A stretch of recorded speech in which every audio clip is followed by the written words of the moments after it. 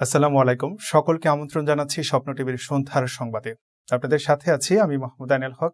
শুরুতেই জানিয়ে দেব সংবাদ শিরোনাম।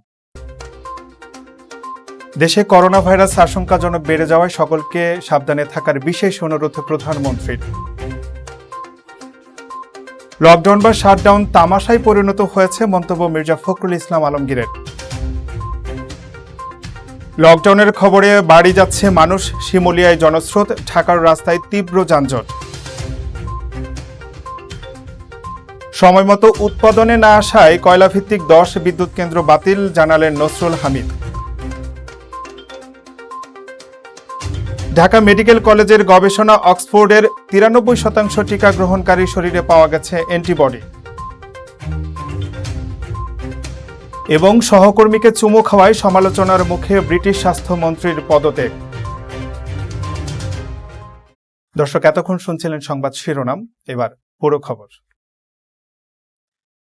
দেশে করোনা সংক্রমণ বেড়ে যাওয়ায় সবাইকে সতর্ক করে প্রধানমন্ত্রী শেখ হাসিনা বলেছেন, যেহেতু করোনায় আবার মানুষ আক্রান্ত হচ্ছে ব্যাপক হারে, মৃতের সংখ্যা বেড়ে গেছে, কাজেই সবাই একটু সাবধানে থাকবেন, নিজেকে নিরাপদ রাখবেন, নিজের পরিবারকে নিরাপদে রাখবেন, স্বাস্থ্যবিধি মেনে চলবেন, নিজেকে সুরক্ষিত রাখবেন, সেটা আমার বিশেষভাবে অনুরোধ। এই অবস্থা আমরা মোকাবেলা করতে পারবো, সে বিশ্বাস আমাদের আছে, কিন্তু এক্ষেত্রে আপনাদের সকলের সহযোগিতা আমরা চাই। আজ রবিবার বঙ্গবন্ধু জাতীয় কৃষি পুরস্কার 1424 প্রদান উপলক্ষে রাজধানীর উসমানী স্মৃতি মিলনায়তনে আয়োজিত অনুষ্ঠানে তিনি এইসব কথা বলেন। গণভবন থেকে অনুষ্ঠানে যুক্ত হন প্রধানমন্ত্রী শেখ হাসিনা। প্রধানমন্ত্রীর পক্ষে 32 ব্যক্তি ও প্রতিষ্ঠানকে পুরস্কার তুলে দেন কৃষিমন্ত্রী আব্দুর রাজ্জাক।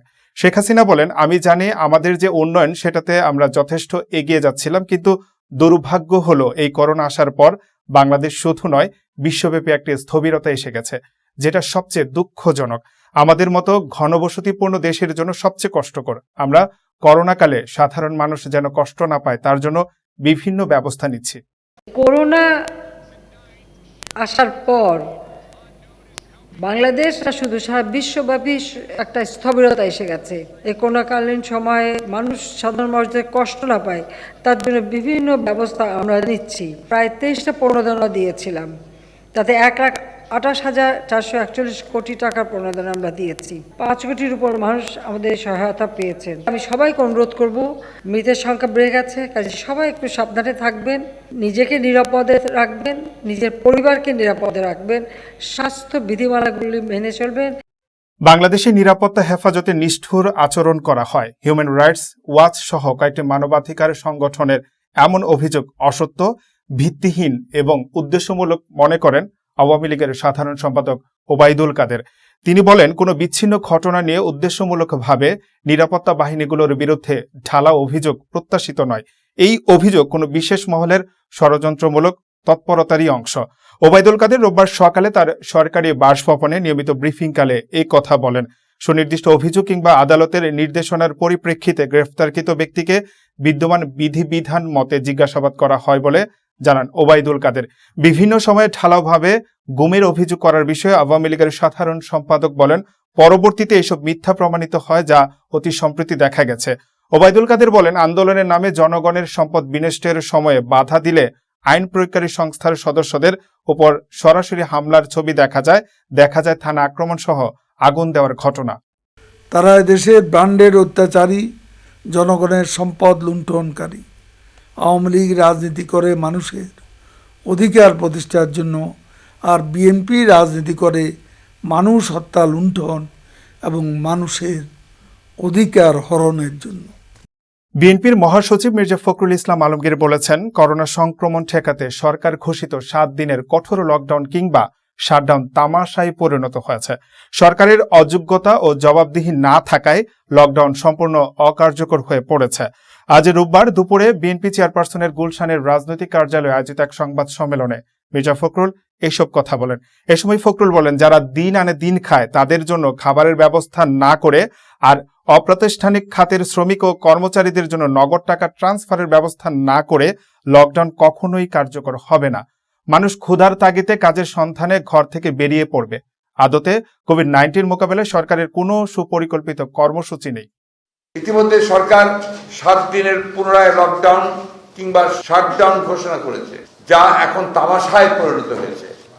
সরকারের অযোগ্যতা এবং জবাবদিহিহীনতার কারণে লকডাউন সম্পূর্ণ অকার্যকর হয়ে পড়েছে। প্রকৃতপক্ষে কোভিড-19 করোনা ভাইরাস দিয়ে সরকারের কোনো সুপরিকল্পিত কর্মসূচি নেই। লকডাউনের খবরে রাজধানী ঢাকা ছেড়ে দেশের দক্ষিণবঙ্গগামী মানুষের ঢল নেমেছে মুন্সিগঞ্জের শিমুলিয়া ঘাটে। এছাড়া ঢাকার আশেপাশের জেলাগুলোতে যাওয়ার প্রবেশ মুখে মানুষের ঢল নেমেছে। রোববার ভোর থেকে ঢাকার বেশিরভাগ রাস্তায় যানজটের সৃষ্টি হয়, ফলে ভোগান্তিতে পড়েছেন অফিসগামী মানুষ।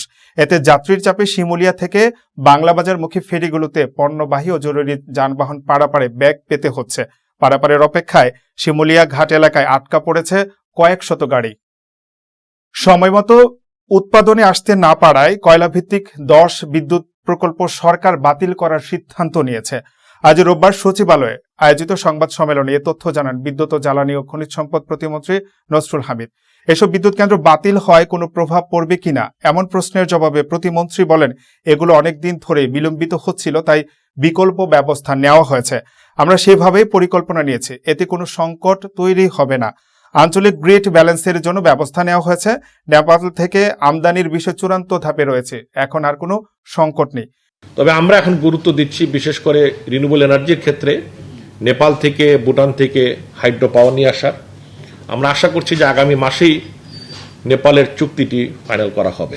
তখন গ্যাস ছিল না, তখন আমাদের অপশন ছিল একমাত্র কোল নিয়ে আসা। এখন আমাদের গ্যাসের একটা সম্ভাবনা তৈরি হয়েছে। এখন আমরা যত দ্রুত নিয়ে আসা যায়, যত অপশন কম খরচে বেটার অপশনে যাওয়া যায়, সেই জন্যই আমরা চিন্তা করে এটা করেছি। স্বাস্থ্যমন্ত্রী জাহিদ মালিক বলেছেন, সোমবার থেকে আংশিক ও বৃহস্পতিবার থেকে পূর্ণ লকডাউন চলবে। রোববার সচিবালয়ে স্বাস্থ্যমন্ত্রী এসব কথা বলেন। তিনি আরো বলেন, সারা দেশে 10-12 হাজার কোভিড ডেডিকেটেড বেড আছে সরকারি ব্যবস্থাপনায়। অল্প দিনের মধ্যে মডার্নার 25 লাখ ডোজ পাওয়া যাবে, আর চুক্তি অনুযায়ী চীনের টিকাও পাওয়া যাবে। টিকা উৎপাদনে নীতিগত অনুমোদন দিয়েছে সরকার। তাছাড়া আগামীতে টিকা কার্যক্রম বন্ধ করার প্রয়োজন হবে না। বঙ্গভ্যাক্স টিকা বিষয়ে স্বাস্থ্যমন্ত্রী বলেন, আন্তর্জাতিক নিয়ম বা প্রোটোকল অনুসরণ করলেই কেবল তাদের ট্রায়ালের অনুমতি দেওয়া হবে। সরকার তাদের সহযোগিতা করছে। আমাদেরকে এখন থেকেই নিয়ন্ত্রণে আনতে হবে। আমাদের আপনার পপুলেশন তো জানেনই, আমাদের 16-17 কোটি লোক।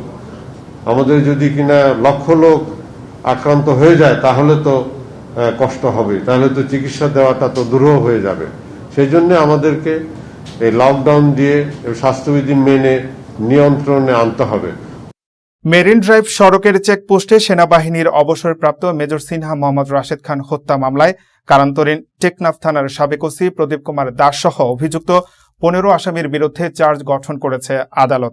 কক্সবাজার জেলা দায়রা জজ আদালতের বিচারক মোহাম্মদ ইসমাইল আসামিদের বিরুদ্ধে অভিযোগ আমলে নিয়ে চার্জ গঠনের আদেশ দেন। একই সময় ওসি প্রদীপ, এসআই নন্দদুলাল রক্ষিত কনস্টেবল সাগর দেবের জামিন আবেদন নামঞ্জুর করেছেন। জেলা ও দায়রা জজ আদালতের public prosecutor advocate Faridul Alam এ তথ্য নিশ্চিত করেন।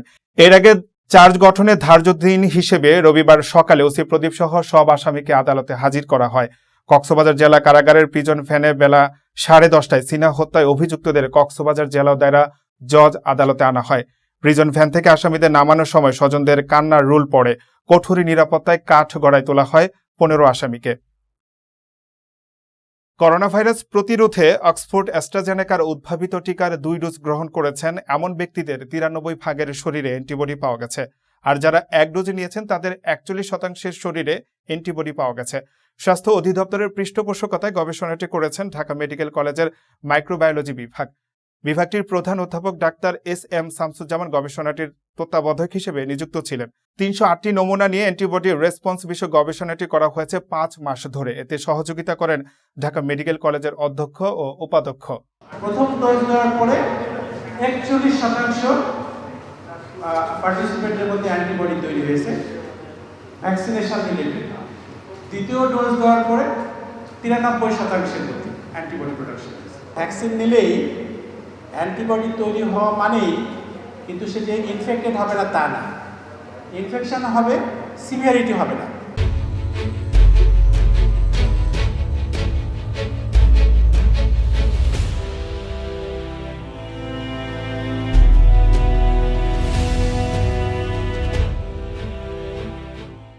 এবার আন্তর্জাতিক প্রসঙ্গ।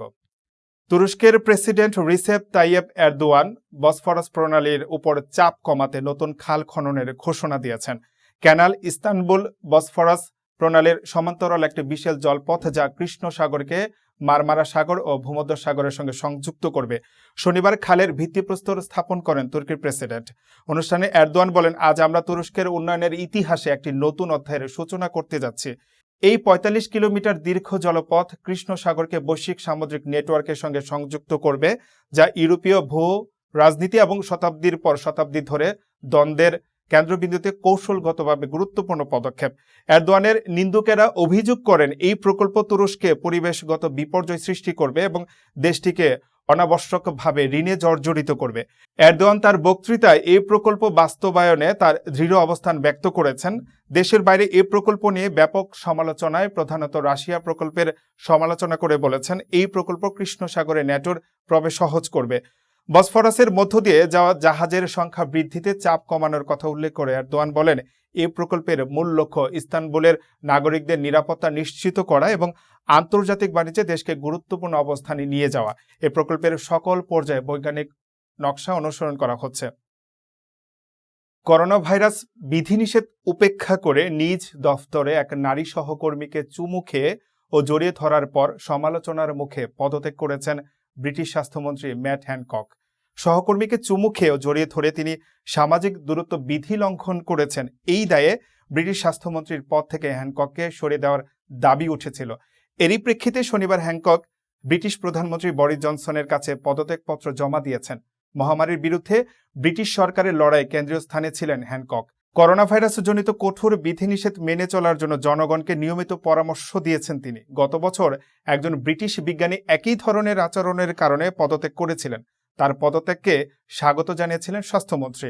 গত মাসে তিনি তার দপ্তরে একজন জ্যেষ্ঠ সহযোগীকে চুমু খাচ্ছেন ও আলিঙ্গন করছেন। এমন একটি ভিডিও ফাঁস হওয়ার পর শুক্রবার ক্ষমা চেয়েছিলেন হ্যানকক।